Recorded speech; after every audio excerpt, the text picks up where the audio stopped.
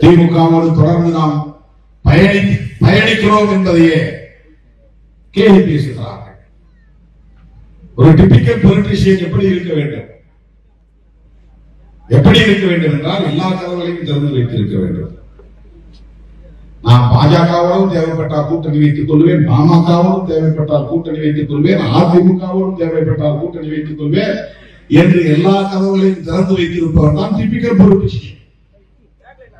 சூழல் சூழ்ச்சி ஒரே நேரத்தில் 2 அணியிலும் பேசிக்கொண்டே இருக்கிற ராஜதந்திரம்.